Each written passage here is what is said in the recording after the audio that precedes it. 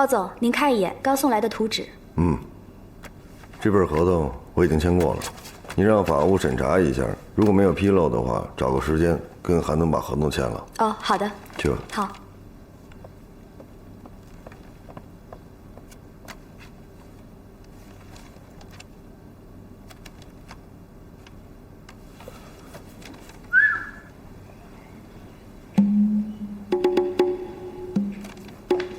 包总，这是刚送来3个零件。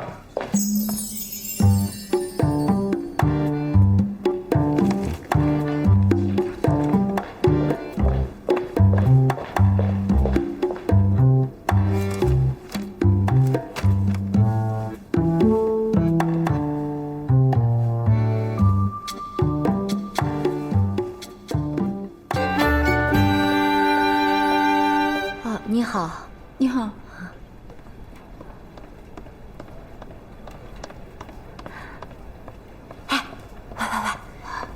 你们看到了吗？刚才啊，我看到有个女的在包总办公室走了出来，会是他女朋友吧？是啊。哎，你们说，这新女朋友是什么来头啊？为什么包总会带她到公司来？不知道啊。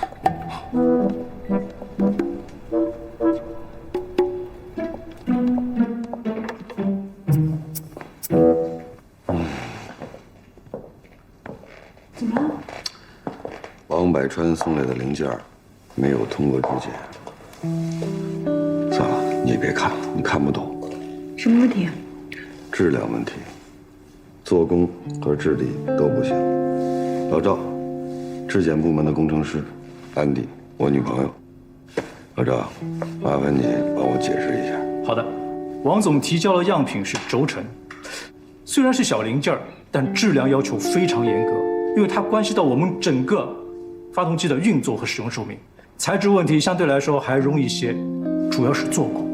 简单讲就是摩擦系数的大小，做工不过关，摩擦力太大，我们产品就达不到我们承诺的使用寿命，这个问题比较严重。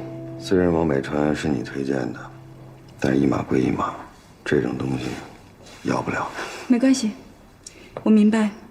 换做我是你，我也会这么决定的。回头给他打一电话，亲自跟他说声抱歉。不用了，我跟他说吧。既然我是牵线人，这些事情我来解释。但是，如果刚才赵工提的那2个问题，王百川有办法解决，你能不能再给他第2次机会？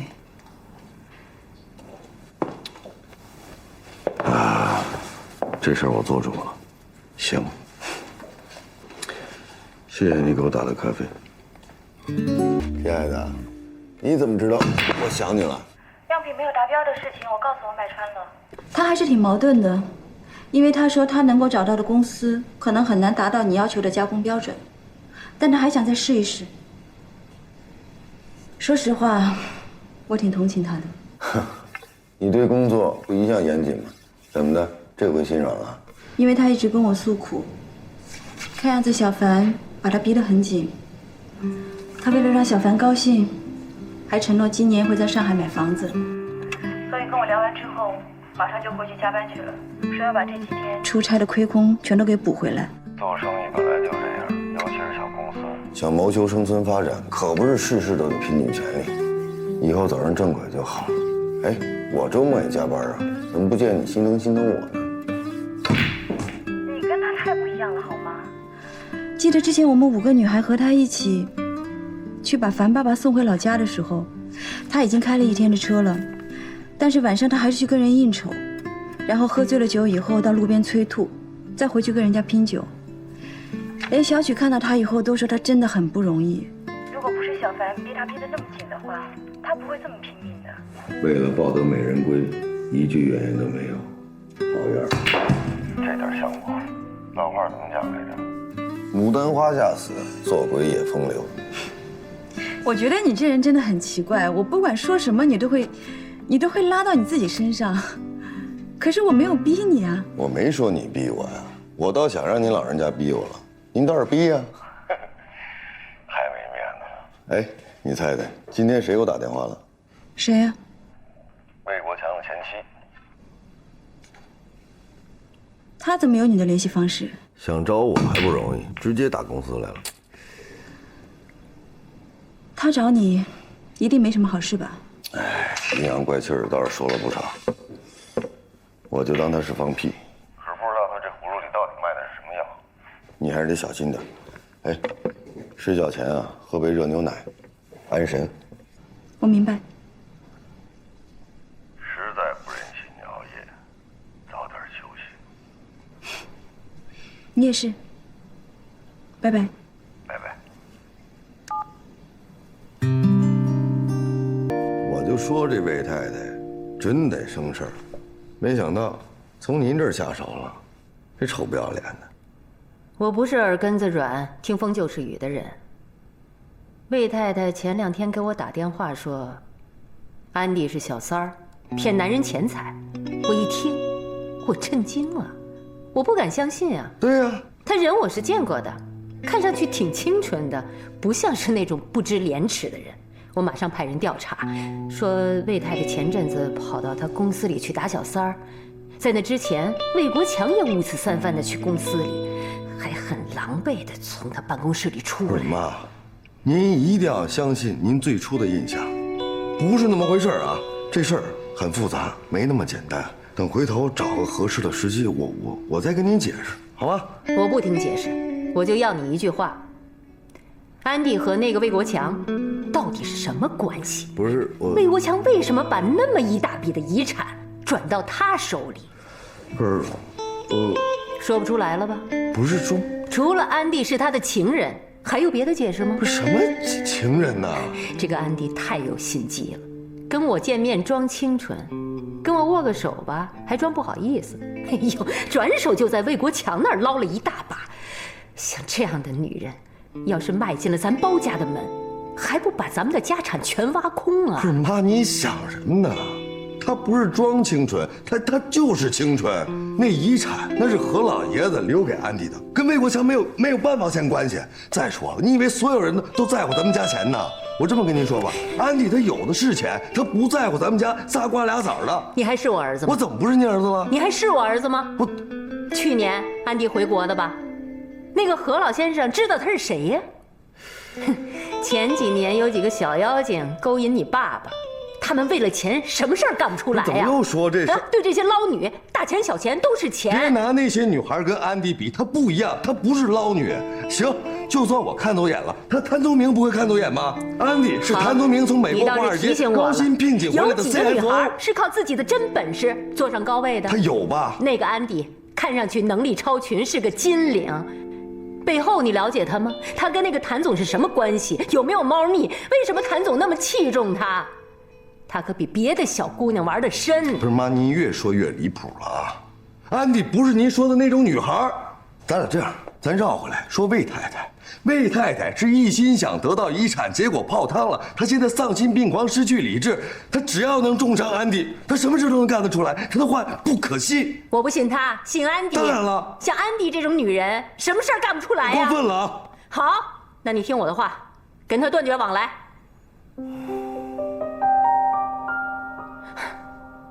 宝宝，我就你这么一个儿子呀，我能眼睁睁地看着你5迷3道的上那个狐狸精的当吗？什么狐狸精啊？什么狐狸精啊？怎么？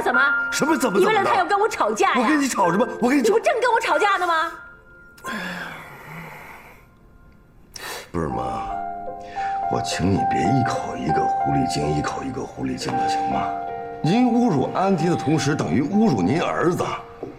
安迪对于我来讲特别重要，我爱她，我了解她，她就是一个简简单单的女孩。再有一点，您搞清楚了，是我一直对她死缠烂打，不是她追我。我请您尊重她，也尊重我，别做那些没有根据的猜测，好不好？好，我尊重你。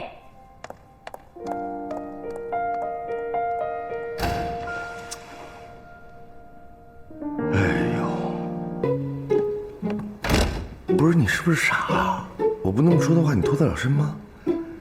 这就是你前2天说的那个失联的小球。对啊，他一谈恋爱就这样，说话怪怪的。他怎么神经兮兮的呀？你瞧他说那话，受多大刺激啊？啊？是啊，他一失恋，说话就这么极端。别出点什么事儿，喂，你别看了，要不要喝水？不会出什么事儿吧？你等一下，给你看样东西。什么？这是什么呀？不是，人家都种个花、养个鱼什么的，您这是什么呀？菜啊。菜。啊，对呀，你花粉过敏。不是我没有嘲笑你的意思啊，你做的所有的事情都是正确的，我只是心疼你这种清教徒般的简单生活。哟，这里边没有土啊？对啊。不是，怎么那么神奇啊？你怎么做到的？考考你啊，知道这些都是什么菜吗？愿闻其详。那这个叫做大叶菠菜。哦，就是水手吃的那个。那这个呢？这个你不知道啊？我不知道。小叶白菜。哦，兔八哥吃的那个。这个我知道，这个我一定知道。这是什么？萝卜，对不对？这怎么是萝卜呢？萝卜是长在下面的，上面才是叶子。那你喜欢下面还是上面？那要看它们长好才知道了。哎，安迪，回头我们把阳台种满了菜好不好？每一缕阳光都充满了爱，我想想都觉得幸福。每天早上都能吃上你种的菜。你之前不是嫌弃我这个屋子没有什么装饰吗？我现在有了。我还真有点不满意。来，你来。你干嘛？哎，你干嘛呀？你不是喜欢看书吗？拿着，好好研究研究。来，你要干什么？不管发生什么，不许出来，给你惊喜。哎，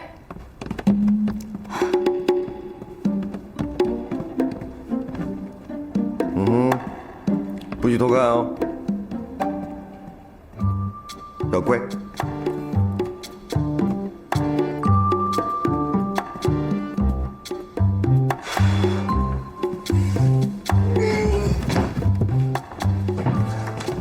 研究的怎么样了？你搬这个干什么？一会儿你就知道了。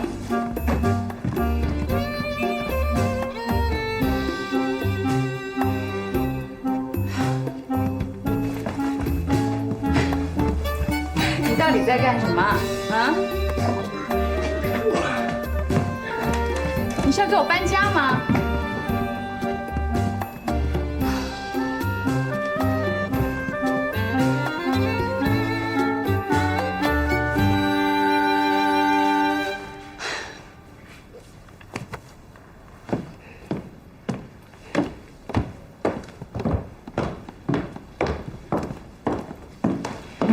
这下我就满意了。你怎么没有经过我同意你就？不用谢，我去洗个澡。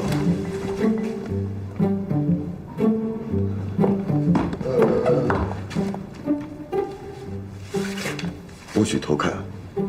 今天晚上我就住这儿了，老规矩，你睡床，我睡沙发。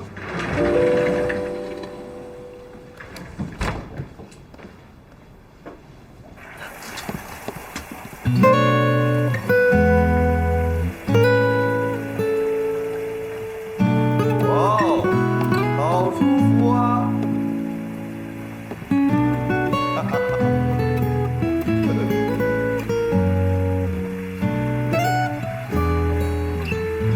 不要用我的浴巾啊！难不成我光着出去？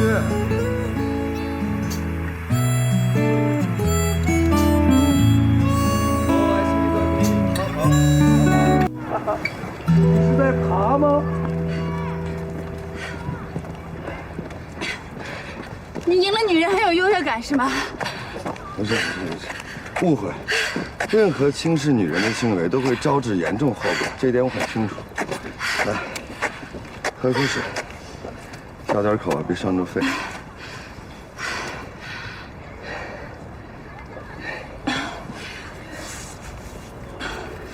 谢谢。看在我这么狗腿的份上，是不是应该给我做顿早餐啊？追上我再说。这事儿简单。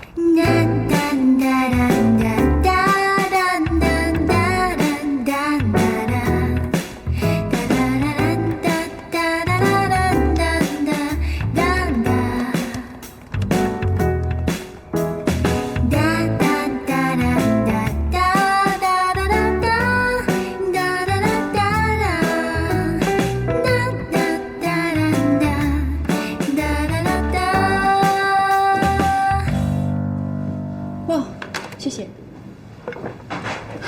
可以站着。嘴巴好大，他。老天会眷顾爱笑的人，就像我这样。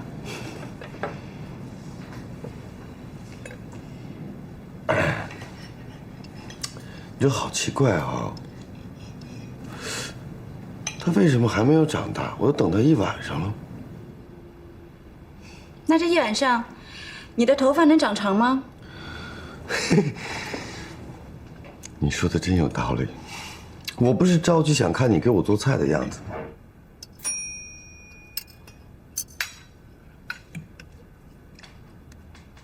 怎么了？是樊小妹。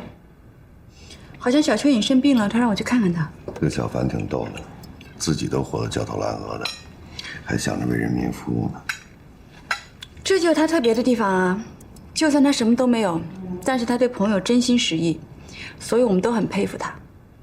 你漂亮，说什么都有道理。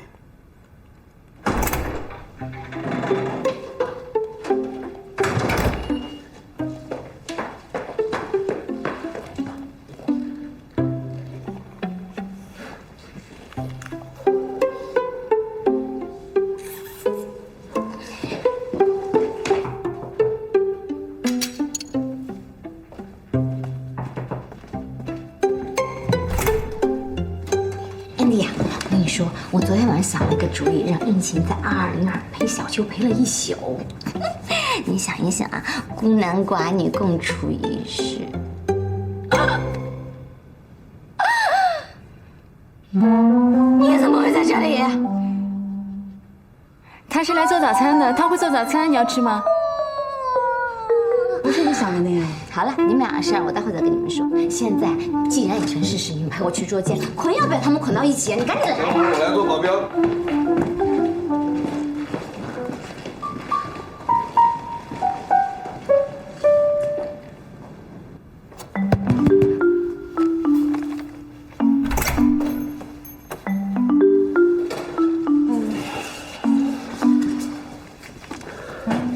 晚上的书没有亲情。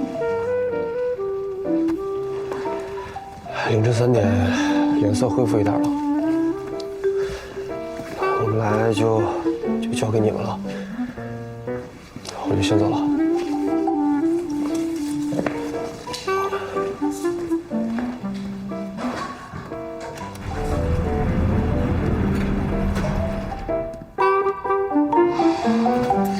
这个没脑袋，他明明对小秋有意思，一点都不开窍。啊，真的也是坠坠的了，没劲。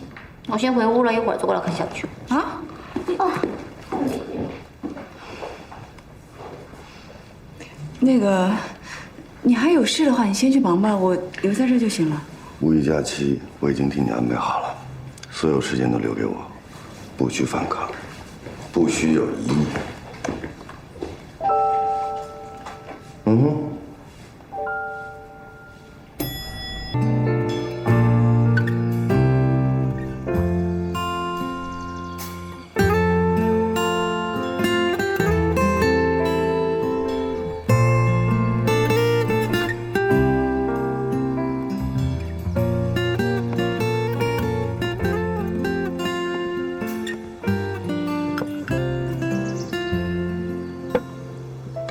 你喜欢的。不是吃西餐吗？怎么会有小笼包？谁家法律规定了吃洋人的玩意儿就不能吃蟹粉小笼了呢？可是现在远离市区，能够吃到蟹粉小笼也是不容易啊。应该说是你最喜欢的。你怎么知道我喜欢？第一次见到你的时候，我就知道你爱吃包子。尝尝。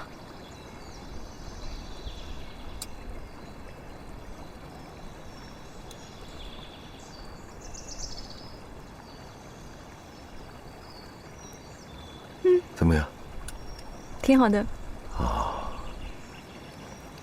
顺便祝你生日快乐。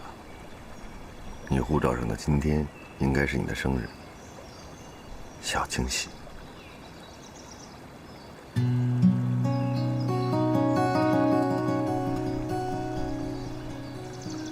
其实今天不是我的生日，是我进孤儿院的日子。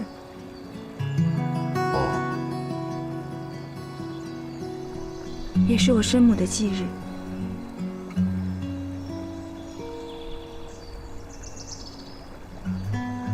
哎呦，